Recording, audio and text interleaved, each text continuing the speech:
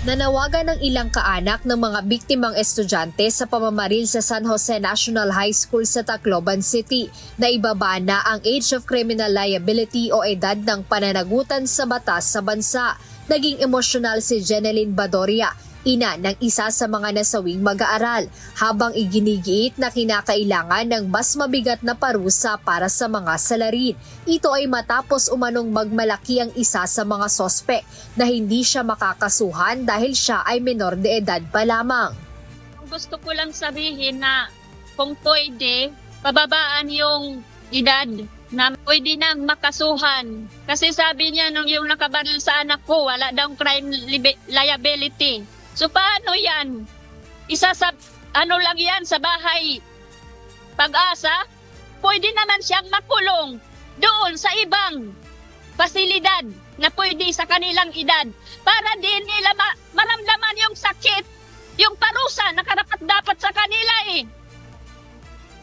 Disiplinahin din sila. Kaya nga yung bata pag makakasala, di ba?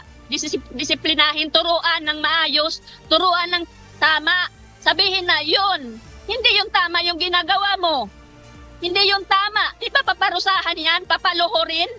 Papaluon ng senturon, di ba? Eh yung bata na yan, nakamatay yan eh. Nakamatay yan. Nakamatay yan ang tao. So ano? Ibababahay Pag-asa lang yun?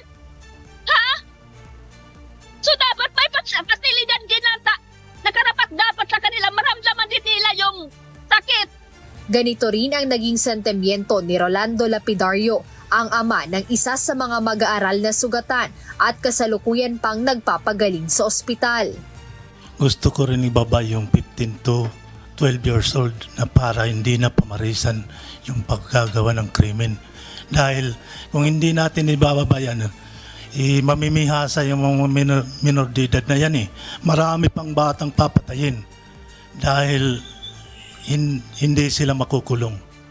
Hustisya rin ang panawagan ng kapatid ng isa pang estudyanteng sugatan sa naturang school shooting. Sana mabigyan ng hustisya yung mga nabiktima, lalong-lalo na po sa mga namatayan.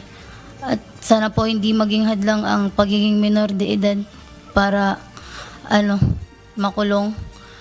Kasi parang unfair naman po na ganun-ganun na lang. Sa kasalukuyan, batay sa Republic Act 9344 o Juvenile Act, ang mga batang 15 taon pababa sa oras na ginawa ang isang paglabag o krimen ay may absolute exemption o walang pananagutang kriminal. Ibig sabihin hindi sila maaaring ikulong kahit ano pa ang nagawa nilang krimen tulad ng pagpatay o rape. Sa halip ang bata ay maaaring idadaan sa isang intervention program sa ilalim ng batas tulad ng paglalagay sa kanya sa Social Welfare Department. Jedne Resina, humahataw sa balita ngayon.